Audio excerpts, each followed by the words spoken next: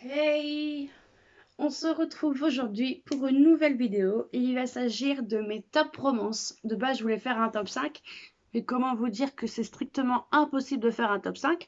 Donc, je me suis dit de faire top romance et c'est parti parce qu'il y a pas mal, il y a un peu pour tout le monde. Donc, deux sagas et on va commencer par cette saga-là que tout le monde connaît parce que ça a été des coups de cœur pour pas mal de gens. Et il s'agit des Campus Driver de CS Quill, publié chez Hugo Roman. D'ailleurs, je vous dis tout de suite, c'est que des Hugo. Donc, euh, oui. Campus Driver, dans le tome 1, vous allez suivre Lois et Lane. Si vous savez, Lois Lane, c'est la copine de Superman, si je ne me trompe pas. Et du coup, ici, Lois, elle était avec son copain, elle vivait bien, et du coup, son copain l'a quittée. Tout ça parce que monsieur veut vivre les joies de la fac. Et du coup, Loïs va se retrouver à la rue. Et Lane, il va l'héberger, même s'il aime bien être chez lui tout seul, casanier. Il va quand même l'héberger. Et c'est de là que commence la petite histoire, parce qu'en fait, il y a écrit alors, comment se retrouve-t-il à héberger Loïs Hogan, la fille que son voisin vient de larguer? Voilà. Et du coup, j'ai vraiment beaucoup aimé. Et c'est pour moi, c'est le plus drôle des trois. C'est vraiment le plus drôle avec Lewis qui a un humour vraiment lourd avec Donovan, mais qui sont excellents. C'est vraiment une bande de potes que tout le monde voudrait et c'est top. Dans le 2, on va suivre Donovan, du coup, qui est joueur de basket. Je sais plus s'il est capitaine, mais je sais qu'il est basketteur dans sa fac et du coup, suite à un événement, d'ailleurs, je vous conseille que si vous voulez le tome 1 et que vous êtes à fond dedans, achetez tout de suite le tome 2. C'est une recommandation vu comment ça se termine. Et suite à un événement, Donovan il veut devenir un meilleur boyfriend, un meilleur copain, un petit ami. Et il va demander à Carrie qui est une fan de romance, qui a beaucoup de book boyfriends, et il va lui demander conseil pour devenir un meilleur petit ami. De là à lire de la romance, d'ailleurs, il y a des petits moments petits cocasses qui sont vraiment hilarants. Mais c'est pas mon préféré. J'aurais cru vu que ça parle de romans, des réseaux sociaux par rapport aux livres et tout. Mais non, vous voyez, ce n'est pas du tout mon préféré. Mais il est excellent pour autant, hein. Franchement, je le recommande. Car mon préféré à tout attendre par rapport à beaucoup, et ben, c'est le tome 3 sur Lewis. Lewis qui ne veut pas de petite amie, qui veut rester seul, qui veut pas s'encombrer. Mais il va rencontrer une fille au caractère bien tranché qui est Amy. Amy qui a des petits problèmes de caractère et de colère et surtout qui fait des courses de voiture. Donc dans celui-ci, j'ai mes chats qui mettent un bazar. Eh les filles là, Lila. Ouais, qui mettent un bazar. Mais non, elle me coupe la chic à chaque fois, ces chats. Du coup, oui, qui fait des courses de voiture. Elle a un caractère bien tranché, comme j'ai dit. Et leur rencontre est vraiment cocasse. Ils se supportent pas. Mais justement, qui aime bien, châtie bien. Et à la fin, quant à Lewis, la course sauvage dans laquelle Amy va l'entraîner risque de le faire dévier de sa trajectoire toute tracée. Mais du coup, il y a un petit événement qui va les faire rapprocher et c'est vraiment excellent. On continue avec une saga, et c'est la saga Il était une fois de Emma Chase. On part un peu dans la royauté cette fois-ci, avec le tome 1 Nicolas, qui est un coup de cœur pour moi. Nicolas est prince de Wesco, il est le futur roi de Wesco, c'est lui qui va prendre sa place. Mais ce qui va se passer, c'est qu'il va devoir aller à New York pour aller chercher son frère, Henry. Il va faire la rencontre de Olivia. Olivia qui est une cuisinière, on va dire. Elle tient le restaurant de sa mère qui est décédée. Donc tous les matins, elle se lève, elle fait les tartes, elle fait le café, elle fait tout. Et elle va rencontrer Nicolas, du coup, elle sait pas qui c'est, mais par contre, leur rencontre est cocasse. J'ai adoré leur rencontre, hilarante. Et je recommande ce livre si vous passez un petit moment royal. Allez-y, c'est mon préféré. Et il y a écrit quand Cendrillon rencontre le prince charmant à New York. Le tome 2, c'est sur Henri, du coup, le frère de Nicolas. Et ici, on va faire un peu un bachelor, en gros. Il va faire une sorte d'émission royale où il y aura plusieurs prétendantes, mais celle qui, bien sûr, lui l'intéresse, C'est Sarah. Sarah qui n'est pas du tout une prétendante, qui est la sœur d'une des prétendantes. Et il y a écrit qui gagnera le cœur du prince et la vie de château. Et c'est un petit coup de cœur celui-là, un tout petit, parce que c'est pas mon préféré, vraiment pas du tout. Et il est vraiment excellent. Il y a écrit une comédie romantique qui réunit la belle, l'intelligente et timide, et la bête, la fois sauvage et tendre. Excellent, c'est vraiment, j'ai bien aimé. C'est mes premiers matchs, c'est ce que je disais, hein. Et le troisième, il s'agit de Ellie. Un coup de cœur, celui-là, j'ai vraiment adoré. Sur la sœur de Olivia. Et en fait, ce qui se passe, c'est qu'elle est amoureuse du garde-corps de Nicolas, donc Logan. Logan aussi, mais le problème, vu leur place dans la société, il est interdit pour eux de se fréquenter, qu'ils soient ensemble. Désolée, il y a mon chat qui fait, je sais pas ce qu'elle fait. Et il est excellent. Il a écrit est-elle prête à vivre les contes de fées? Logan vient d'une famille de hors-la-loi, mais il recouvre ses tatouages et ses cicatrices avec un costume respectable. Et il n'y a Dieu que pour une seule femme, inaccessible. Il est excellent celui-là. Franchement, ouais, il est vraiment top. Les deux sagas que je vous présente là, elles sont top. On va dire que je vous les présenterai pas, ça c'était pas top. Et maintenant, on va commencer par les one-shots. On va continuer avec les one-shots parce qu'il n'y a pas, non, il n'y a pas de suite de saga. Et on va commencer par un livre de Mia Sheridan qui est Archer Voice. Et du coup, avant une petite pub, Mia Sheridan a sorti un nouveau roman qui s'appelle Le collectionneur de vœux, que vous pouvez trouver en librairie car il est sorti hier. Et il y a aussi en poche qui est sorti le tome 1 et le tome 2 de Calder et Eden. Je sais que le collectionneur de vœux, j'ai commandé. Calder et Eden, je ne sais pas encore ce que je vais faire. Mais ici, du coup, Archer Voice, nous allons suivre Archer et Brie. Alors Brie Prescott elle débarque dans le Maine pour une nouvelle vie car elle veut oublier certaines choses, s'éloigner certaines choses et elle va faire la rencontre de Archer Hale. Archer Hale qui est quelqu'un de solitaire, que personne a, il parle à personne, personne ne lui parle. Tout le monde croit que c'est quelqu'un d'inaccessible, mais il y a une très très bonne raison pourquoi il ne parle pas, pourquoi il est solitaire.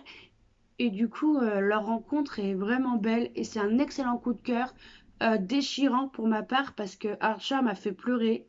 J'ai vraiment été touchée par ce garçon. C'est bizarre comme phrase, mais je parlais du livre, hein. Et du coup, vraiment très beau livre et très triste à la fois. Je vous le recommande. Enfin, j'ai arrêté de dire que je vous recommande, je les recommande tous. On continue avec une valeur sûre de Hugo, une autruche, n'importe quoi. Une auteure sûre de Hugo. Il s'agit de Morgane Moncombe avec Nos âmes tourmentées. Pareil, petite pub au passage. Elle a sorti un New Way ce mois-ci, hier, qui s'appelle En équilibre, que j'ai acheté, que je vais peut-être lire, qui a l'air vraiment bien.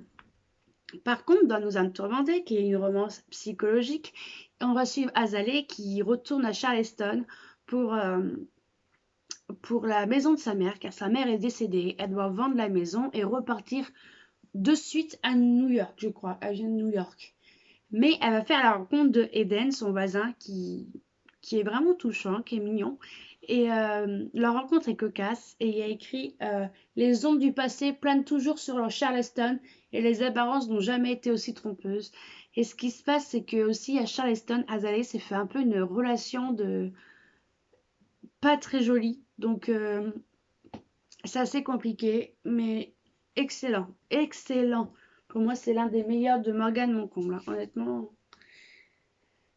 On va continuer avec un coup de cœur pour ma part, mais pas pour beaucoup, je trouve, et c'est dommage. Il s'agit de Sans faute de Malaria Cassis. Dans cette histoire, vous allez suivre, d'ailleurs, Malaria Cassis aussi. Elle a fait un livre avec Marginoman, un truc dans le genre. J'arrive pas à dire son nom, je suis désolée, mais il s'agit comme une ombre au tableau qui sort aussi, qui est sorti hier, que j'ai commandé. Et du coup, ici, vous allez suivre Charlène Lacroix, qui est une jeune femme qui est traductrice pour roman et qui est fan de livres.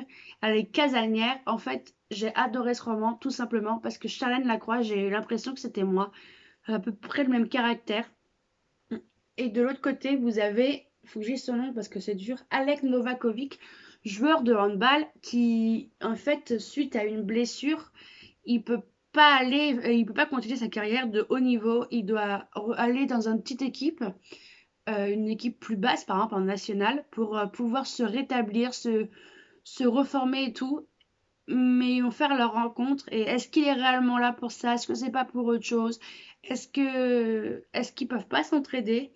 Et je vous dis tout de suite, le titre est très important. Sans faute, c'est vraiment important. Il y a une raison pourquoi ce roman s'appelle comme ceci. Et j'ai vraiment adoré ça. Je crois que je vais me le relire cette année, je sais pas quand, mais j'ai adoré ce livre. Adoré. Et on continue avec une autrice phare de Hugo Roman. Phare, mais vraiment phare. Son dernier roman, c'est Regretting You, que j'ai dans que j'ai dans ma bibliothèque, mais je ne peux pas le l'attraper parce qu'il est derrière mon siège. Et il s'agit de Colleen Hoover, bien sûr. Colleen Hoover, qui est une autrice phare. Je vous en présente deux là, mais je sais qu'il n'y a Plus jamais que j'ai adoré. Too Late. Mais je crois qu'en fait, j'ai tous aimé. Il n'y a que Maybe Now. Non, Maybe Someday, Maybe Now que j'ai pas lu. Mais je pense que ça va pas tarder. Mais pour moi, Colleen Hoover, c'est une valeur sûre de la romance. Et par contre, Verity, si je vous dis tout de suite, ça n'a rien à voir avec la romance. Enfin, il y a de la romance dedans, mais un peu un romance thriller quand même. D'ailleurs, je crois qu'il est publié chez Hugo Thriller, si je me souviens bien. Donc, je vais vous présenter les deux que j'ai là. Et il s'agit de Confess. Dans cette histoire, vous allez suivre Owen et Auburn, qui travaillent tous les deux dans une galerie d'art. Voilà. Il y a écrit « Mais l'ombre des non-dits ». Pardon. S'invite bientôt dans leurs rapports. Quant à une confession, elle les condamnerait sans doute à jamais. Et ce que j'ai aimé, en fait, en parlant de confession, c'est que les gens vont faire une confession sur un petit bout de papier et vont la mettre dans une petite boîte. Et Owen, suite à ce petit bout de papier, il va prendre le bout de papier et faire un tableau. Et ce qui donne des tableaux vraiment magnifiques, comme celui-ci. Voilà, ou encore il y en a un que je trouve vraiment très beau. Non. Ah, il est là. Attendez. Lui, je trouve extrêmement beau. Voilà, et ça parle d'art et ça fait du bien. Honnêtement, je vous recommande. Et le dernier que j'ai à vous présenter, il s'agit de Ugly Love. Ici, vous allez suivre Tate. Tate, en fait, elle a plus d'endroit pour vivre. Donc, elle va décider d'aller vivre chez son frère. Mais en arrivant chez son frère, il y a quelqu'un devant la porte complètement bourré, complètement allongé. Et il s'agit de Miles Archer qui a des petits soucis, qui est pilote, si je me souviens bien. Il y a longtemps que je l'ai lu. Ah si, le beau pilote de ligne qui est pilote, mais qui a une très bonne raison d'être comme ça. Et quand vous apprenez la raison, à la fin, c'est vraiment dur, très dur, c'est triste. Et vous avez juste une envie, c'est de pleurer. Voilà. Et il est excellent. Bon, ils vont pas s'entendre dès le début. Là, c'est un enemies to lovers, je dirais un peu, je pense. Mais pareil, excellent. Je vais vous lire le résumé pour que ce soit plus clair pour vous. Quand Tate rencontre Miles Archer, elle sait que ce n'est pas le coup de foudre. La seule chose qu'ils ont en commun est une irrépressible et dévorante attirance l'un pour l'autre. Alors pourquoi ne pas se laisser séduire quand le sexe est si bon? Le beau pilote de ligne refuse catégoriquement toute attache et Tate n'a pas le temps pour la passion. Leur arrangement semble parfait tant que sont respectées les deux règles de Miles. Ne pas parler du passé, ne rien espérer du futur. Cependant, ils vont vite comprendre que le cœur ne suit pas d'autres règles que les siennes. L'amour même, quand il n'est pas une évidence, sera-t-il plus fort que leurs promesses? Voilà. Donc, voilà. Ça a l'air, franchement, il est excellent. Donc, voilà pour mes recommandations romances, pour mes top romances, on va dire. Je sais pas trop comment appeler ça. Je pense que je vais appeler ça top romance. Mais dites-moi si vous avez des romances à me recommander en commentaire. N'hésitez pas à commenter dans la bienveillance, bien sûr, et la tolérance. C'est tout ce que je demande. Et de mettre un petit pouce. J'aime bien les petits pouces. À vous abonner. Et on se retrouve samedi prochain. Je pense, oui, samedi. Pour une prochaine vidéo. Car ce sont des vidéos saisonnières. Non, pas saisonnières. Qu'est-ce que je raconte? Bon, laissez tomber. Bye!